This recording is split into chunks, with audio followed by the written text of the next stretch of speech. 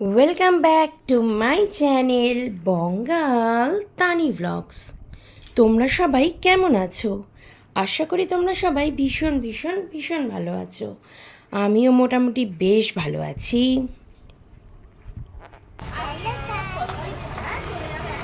Hello friends, এখন আমরা চলে এলাম পার্কে।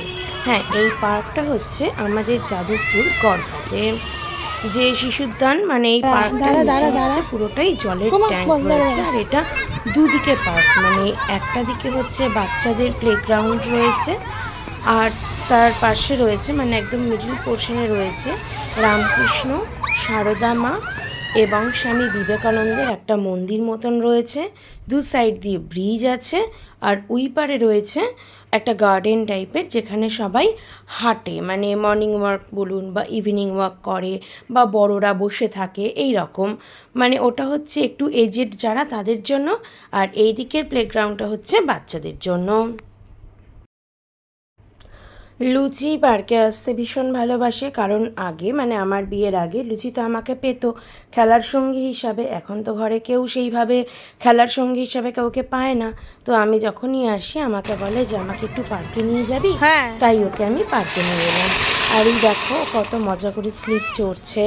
কিন্তু লুচির একটা গুণ খুব ভালো, যেটা হচ্ছে তুমি যদি লুচিকে একবার বলো যে না লুচি এটা চড়বে না, লুচি কিন্তু সেখানেই থামিয়ে দেয়। ও কিন্তু কোনো বায়না করে না, এই জন্য কিন্তু ওকে নিয়ে বেরোতেও ভাল লাগে।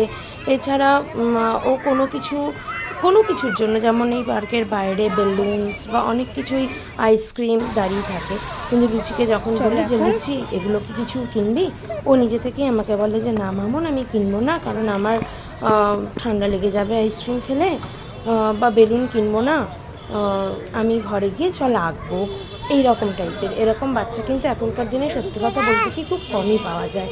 আর এই দেখো যে মন্দিরটার কথা বলছিলাম, সারদা মা, রামকৃষ্ণ দেব আর হচ্ছে স্বামী বিবেকানন্দ, আর পিছনে দেখতে পাচ্ছ দক্ষিণেশ্বরের কালী মন্দির, মানে কালী ঠাকুরের ফটো।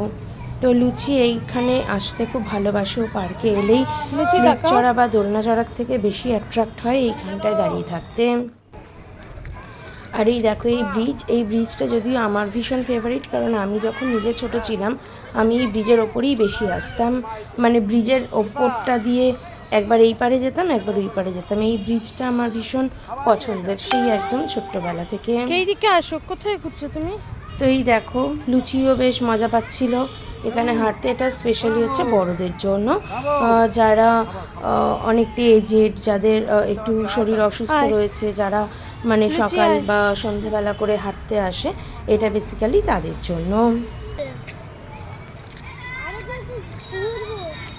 এই দেখো ফ্রেন্ডস, এই ব্রিজটার কথা বলছিলাম। এই ব্রিজটা হচ্ছে বেসিক্যালি একটা কানেক্টর হিসাবে কাজ করে, মানে এই পার্কের সঙ্গে ওই পার্কের। তো এই ব্রিজটা আমার ভীষণ ভালো লাগে, ভীষণ পছন্দের। একদিন তোমাদের সঙ্গে আমি এই ভিডিওটা শেয়ার করবো, এই পার্কের মর্নিং ভিডিও, সেটা দেখে তোমরা জানাবে কেমন লাগছে। আর এই দেখো সবাই যেহেতু হাঁটছে, তো লুচি বায়না করলো যে চল মামন আমরাও হাঁটবো, তো আমরাও একটা রাউন্ড কিন্তু এই পার্কেও হেঁটে নিলাম। কোইখানে হবে?